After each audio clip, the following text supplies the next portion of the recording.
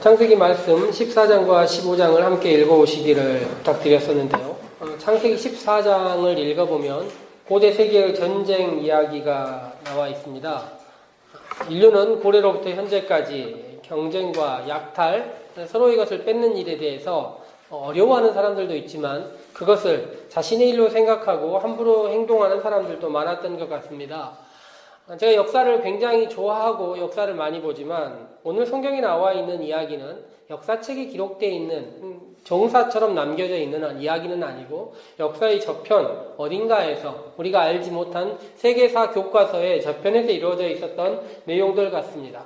그런데 오늘 이 성경의 이야기가 이 이야기가 성경에 기록된 것은 아브라함이 고향을 떠나 갈대아 우르라는 곳에서 올 때 그와 함께 했던 조카 롯이 이 전쟁에 휘둘렸기 때문이었던 것 같습니다. 조카 롯이 거주했던 이 소돔이라는 곳은 멸망 전이었는데요. 창세기 12장부터 14장까지 이야기를 읽어보면 13장에 아브라함과 조카 롯이 물질이 풍요로워지고 이 풍요로움 때문에 장소에 함께 있지 못하여 장소를 나누는 이야기가 나옵니다. 그런데 이 조카 롯이 보았을 때 이 소돔이라는 지역이 굉장히 풍요로운 지역으로 알려져 있었고 딱 봐도 물도 풀도 아주 많아서 양들과 많은 것들을 키우기 좋았던 것 같습니다. 그런데 이 물질이 굉장히 풍요로운 이 소돔 지역에 있었던 지도자들은 그렇지 못했던 것 같습니다. 14장을 보면 그들을 지배하고 그들에게 영향력을 끼치던 사람들에게서 벗어나기 위하여 전쟁을 일으키는데요. 전쟁에 준비가 되지 않은 채 흔히 말하는 합종연행, 여러 사람들이 모여서 전쟁만 치르려고 했었던 것 같습니다. 왜냐하면 지형이나 여러 가지 상황들에 대한 이해가 굉장히 부족했었고 그냥 눌림이 싫어서 어떻게든 벗어나보고자 하는 마음들이 있었던 것 같은데 그들의 물질로 아마 사람들을 샀을 수도 있겠습니다. 그런데 전쟁에 실패하면서 그들의 풍요가 오히려 약탈의 대상이 되어버렸던 것 같습니다. 그리하여 전쟁이 끝날 때 보니 아브라함의 조카 롯도 그곳에 끌려가게 되었던 것이죠. 아브라함은 원치 않게 그 소식을 듣게 되고 조카를 구하기 위하여 왕들의 전쟁에 참여하게 됩니다. 아브라함의 12장부터 13장까지 이야기를 읽으면서 아브라함이라는 사람 그냥 있구나 생각했는데 오늘 성경 그 앞쪽 읽어보면 상당히 많은 사병들을 데리고 있었다는 것을 알 수 있습니다. 집에서 개인적으로 키우는 사병들이 318명이나 되었다고 나와 있어요. 이게 흔히 군대로 치자면 한 대대 정도의 병력인데 한 사람이 집에서 키우기에는 굉장히 많은 숫자라고 말할 수 있습니다. 그런데 오늘 성경 읽기 전까지요, 아브라함이 12장, 13장 이야기 보면 하나님의 말씀을 들을 때는 그 사람이 결단력이 있었지만 일상의 삶에서는 그다지 결단력이 있는 사람들처럼 보이지는 않습니다. 왜냐하면 조카 롯과의 땅을 분배하는, 땅을 나누는, 땅의 선택지를 주는 과정에서도 먼저 해라 이렇게 이야기를 하기도 하고요. 또 흉년이 나서 애굽에 갔을 때 애굽에서 자기 누이, 자기 아내를 누이라고 설명하게 합니다. 굉장히 불편한 일들을 하면서도요. 아브라함이 자기 목숨을 구하겠다고 이런 일들을 하고 있어요. 그래서 결단력이 부족한 사람이 아닌가, 약간 우유부단한 사람이 아닌가 이런 생각이 들었는데 전쟁이 났다는 이야기, 조카가 잡혀갔다는 이야기를 듣고 318명과 주위에 있는 사람들, 함께 전투에 참여할 사람들을 이끌고 부대를 나눠가지고 일사불란하게 전쟁에 참여하게 되었습니다. 그리고 놀랍게도 아브라함과 함께 있었던 사람들이 이 전쟁은 숫자에 속한 것이 아니라 하나님께 속한 것을 보여주듯이 가서 전쟁에 승리하게 되는 것입니다. 그리고 전쟁이 당시 시대의 전쟁의 주요 원인은 경제적인 이유였습니다. 그런데 아브라함은 물질이 어떻게 자기에게 오는가를 알고 있었기 때문인지 물질을 취하는데 전혀 관심이 없고 조카 롯을 데려오는데 큰 관심을 갖고 있습니다. 그리고 14장 말미에는 성경 가운데 가장 모호한 사람이라고 알려져 있는 멜기세덱이라는 한 제사장이 나옵니다. 그리고 이 사람이 아브라함을 축복하면서 되게 훈훈하게 14장 이야기가 끝납니다. 그리고 15장이 시작돼요. 오늘 우리가 읽은 말씀이 거기에서 시작되는 것입니다. 승리, 그리고 아브라함의 나름의 배려, 그리고 뭐 되게 훈훈한 이야기로 끝났었는데 15장이 시작되자마자 하나님께서 아브라함에게 음성을 환상 중에 들려주시는데 두 가지 이야기를 하십니다. 아브라함에게 두려워하지 말라 이렇게 이야기를 해요. 그리고 아브라함에게 내가 너의 방패다 이야기를 하고 너에게 줄 상급이 많이 있다. 너에게 줄 상이 많다 이야기를 하는 것입니다. 하나님이 아브라함의 마음을 누구보다 잘 알고 계셨기 때문에 아마 왜 방패라고 이야기를 했겠습니까? 이웃 나라들과 300명밖에 안 되는 사람들과 데리고 전투를 치렀는데 전쟁이 끝나고 나서 아브라함의 마음 가운데 두려움이 있지 않았겠습니까? 300명 늘 보초 세워서 자기 땅을 지킬 수도 없는 것이고 행여라도 저들이 쳐들어와서 나를 공격하면 어떨까 하는 마음이 그의 마음 가운데 있었을 것 같습니다. 그래서 하나님이 그거 두려워하지 마라. 내가 너의 방패다. 그리고 아브라함이 전쟁을 통해서 어떤 이득도 얻지 않았었는데 하나님께서 얘기해 주시는 것입니다. 네가 데리고 있는 사람 걱정하지 마라. 내가 너에게 더 많은 것으로 채워주겠다 이야기를 하시는 것입니다. 두 가지 이야기를 했는데 아브라함이 두려워하는 마음이 사라졌겠습니까? 그런데요, 이 이야기가 끝난 다음에 아브라함이 바로 하는 이야기, 오늘 성경 2절 말씀을 보십시오. 아브라함이 감사합니다. 하나님 두려움을 없애주셔서 감사합니다 이야기하는 것이 아니라 하나님 내게 무엇을 주려고 하십니까? 하나님, 오히려 하나님께 이야기하는 것이 감사라기보다는 서운함에 대한 이야기를 하고 있습니다. 왜냐하면요, 아브라함의 두려움의 원인이 그 방패와 상급에만 있는 것이 아니라 더 근본적인 두려움이 있었기 때문입니다. 창세기에서 아브라함이 처음으로 고향을 떠날 때 하나님께서 아브라함에게 너의 이름 널리 알려주겠다 이야기하시고 너의 자손 수도 없이 많게 하겠다 이야기를 하셨어요. 근데 몇 년의 시간이 지났는데 그 약속 믿고 있는 아브라함에게 아무 일도 일어나지 않은 것입니다. 아브라함이 자기 자신이 이대로 나이 들고 늙어가고 있는 나의 모습을 보면서 이 300명의 군사들이 나를 지켜줄 것 같지 않고 나의 아들이 있어서 나의 자녀들이 나를 지켜야 되는데 그것이 되지 않는 것이 두려움입니다. 그래서 결국 한다는 얘기가 무엇입니까? 내가 믿고 맡기는 나의 수족과 같은 이 다메섹 사람 엘리에셀, 이 사람이 나의 종일 수밖에 없습니다라고 이야기를 하는 것입니다. 인간 존재의 두려움은 보통 두 가지라고 말할 수 있겠죠. 현재에 대한 두려움, 오늘 내일 살아가는 근시적인 두려움과 미래에 대한 두려움이 있는 것입니다. 아브라함의 앞쪽의 두려움, 하나님께서 먼저 이야기해 주신 두려움은 근시적인 두려움입니다. 눈에 보이는 두려움이죠. 그런데 아브라함에게는 더 멀리 미래에 대한 인간 존재에 대한 두려움이 있었던 것 같습니다. 혹시 뭐 요즘으로 치자면 이 유전자의 전승에 관련된 그 후대에 대한 나의 가문에 대한 족보에 대한 사라질 것 같은 그런 두려움들이 있었던 것 같습니다. 그런데 아브라함이 볼 때 앞에 건 해결해 주시는데 멀리 있는 거 해결해 주시지 않으니 아브라함의 마음 가운데 사라지지 않는 두려움이 있었다는 것입니다. 그런데요, 성경을 읽다가 이 15장의 내용 계속 보고 나중 이야기도 읽어보면 아브라함과 하나님과의 대화가 신과 인간의 대화라고 보기에는 너무 친밀하고 너무 허물없지 않습니까? 저는 약간 그런 생각이 들던데요. 약속 관계에 있는 사람들의 서로 약속을 꼭 지켜야 되는 사람들의 대화처럼 보였다는 것입니다. 이것이 오늘 우리가 예배 시간 이후에 기도에 대해서 한번 배워보려고 하는데요. 신앙생활이란 말씀 그리고 예배, 이 기도라는 세 바퀴로 굴러간다 말할 수 있습니다. 예배가 하나님의 절대성을 경험할 수 있는 시간이라면 이 기도라는 시간은 하나님과 우리와의 친밀감, 하나님과 우리와의 가까움을 경험할 수 있게 해줍니다. 다시 말해서 하나님과 우리가 가까이 계신 하나님을 경험할 때 기도가 가장 좋은 것입니다. 근데 이 아브라함과 하나님의 관계가 환상 중에 혹은 깊은 잠에 들었을 때 아니면 일상 가운데서 삶의 자리에서 하나님께서 아브라함과 대화를 통하여서 많은 것들을 주고받았다는 것을 볼 수 있습니다. 그리고 나서 아브라함이 하나님께 이렇게 약간 서운한 이야기, 저의 두려움이 다 사라지지 않았습니다라고 이야기를 할 때 하나님이 이렇게 이야기를 합니다. 아니다. 엘리에셀이 아니고 너에게서 날짜가 너의 상속자가 될 것이다 이야기를 하는 것입니다.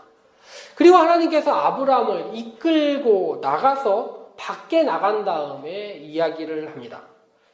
저는 이 구절이 창세기에서, 아니 구약 성경 가운데서 상당히 아름다운 구절이 아닌가 생각해 보는데요. 아브라함에게 이렇게 이야기를 합니다.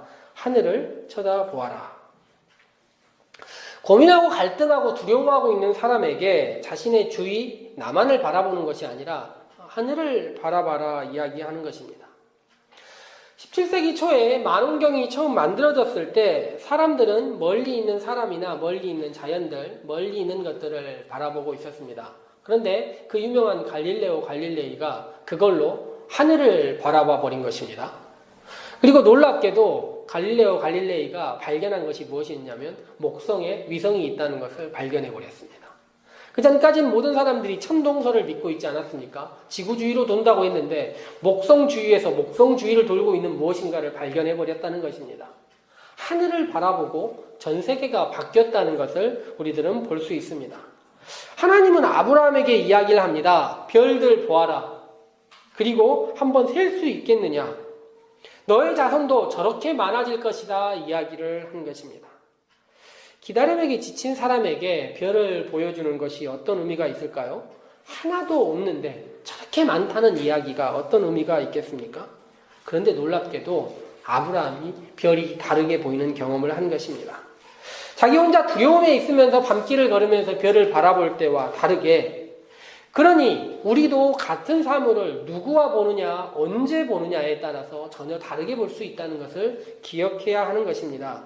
사물들은 같지만 의미가 늘 같은 것은 아니라는 것입니다. 그래서 이제까지는 밤하늘에 빛나는 별 몇 개로 보였던 것이 자신의 후손과 연결돼서 바라보기 시작하는 순간 아브라함은 전혀 새로운 경험을 하기 시작했다는 것입니다. 우리가 이제 아이들 최근에 랩 때문에 그런 노래 참 많이 부르던데요. 윤동주 씨도 그런 시가 있지 않습니까? 별 하나의 추억, 별 하나의 사랑, 별 하나의 쓸쓸함, 별 하나의 어머니. 그 전까지 누군가에게 아무런 의미가 없었던 것들이지만 그렇게 이야기하고 바라보는 순간 하늘이 달라져 보이는 것입니다. 아브라함도 올라가서 보니 별 하나도 나의 자녀고, 별 하나가 나의 손자고, 별 하나가 나의 미래가 되고 나의 후손들이 될 것이라 바라보기 시작하는 순간 세상이 달리 보일 수 있었다는 것입니다. 그리하여 구약 성경에서 가장 유명하고 신약 성경에 많은 사람들, 후대 사람들이 가장 많이 인용한 한마디 말이 나오는 것입니다. 아브라함이 여호와를 믿으니 여호와께서 이를 그의 의로 여기셨다. 아브라함이 믿었다는 말이 나오는데 이 믿었다라는 말이 히브리어로 아만이라는 말입니다. 무슨 말과 비슷합니까? 아멘과 비슷한데 아니 아멘입니다. 즉 아브라함이 하나님께서 그렇게 별들을 보여주시는 것을 보고 그것을 마음으로 뭐라고 믿었다는 것입니까? 아멘이라고 이야기를 했다는 것입니다. 별들이 관계없는 것이 아니라 세상 많은 사물들이 나와 관계없는 것이 아니라 그것이 아멘으로 받아들여졌다는 것입니다. 우리의 믿음이 있다는 것이 어떤 것일까요? 우리 또한 하나님의 이끌림에 의해서 하나님이 끌어주신 것에 의해서 세상을 바라볼 수 있는 것, 이것이 믿음입니다. 내가 바라보는 세상이 있죠. 내가 바라보는 물건들이 있고 내가 바라보는 미래가 있는데 그것이 아니라 하나님이 보게 해주신 것에 의해서 하나님의 이끌림 받아서 세상을 바라보는 것, 이것이 믿음 있는 사람들의 이야기라는 것입니다. 그래서 이 믿음이라는 말을 누가 좋아했냐면 이 하나님께서 이 믿음이 있다, 아브라함에게 의로 여기셨다는 말을 추후에 기독교를 완성시켰다, 현재의 형태로 만들었다고 이야기한 바울과 루터가 그렇게 사랑했던 말입니다. 우리가 익숙한 말이 종교개혁은 아니지만 마틴 루터가 종교개혁한 게 다음 주가 500주년 되는 해입니다. 그래서 전 세계적으로 지금 종교개혁이라는 말, 루터라는 말이 굉장히 익숙한데 요거에 대해서는 오늘 믿음 그리고 다음 주에는 이 종교개혁과 루터에 대한 이야기 같이 한번 해보려고 하는데요. 하나님은 그 약속을 믿은 아브라함을 의롭다고 여겼다 이렇게 얘기하는 것입니다. 이거 표현에 따르면 여러 가지로 표현할 수 있지만 기특하게 여겼다 이런 표현이 아주 좋을 것 같아요. 하나님께서 세상의 많은 사람들에게 특별하게 하나님이 이끌어서 무엇인가를 보여줬는데 하나님이 보여주신 것에 대해서 미래에 대해서 아멘이라고 말하는 사람이 쉽지 않았다는 것입니다. 그런데 아브라함이 그것에 대해서 아멘으로 이야기하여서 하나님께서 그를 기특하고 기뻐하고 바라봤다는 것입니다. 정작 우리 살아가는 사회도 마찬가지입니다. 우리 또한 하나님께서 이끌어 주셔서 무엇인가를 바라보게 하는 사람들입니다. 그런데 그 바라봄이 말이에요, 아멘으로 받아들이기가 쉽지 않은 경우가 많습니다. 왜냐하면 미래에 관련된 일들이기 때문에 그렇습니다. 그런데 그렇게 아멘으로 받아들이는 일을 하나님께서 기뻐하신다 얘기하시고, 예수님께서는 그 아멘, 그 믿음을 뭐라고 얘기하냐면 그 믿음이 너를 구원했다 이렇게 이야기하는 것입니다. 그런데 바울이 또 바라보니까 그렇게 아멘이라고 말하고 하나님 주신 세상을 바라보는 사람들이 많지 않았다는 것이고, 히브리서에서는 그렇게 이야기해요. 그렇게 아멘으로 믿음으로 받아들이는 사람들을 하나님을 기쁘시게 했다라고 이야기하는 것입니다.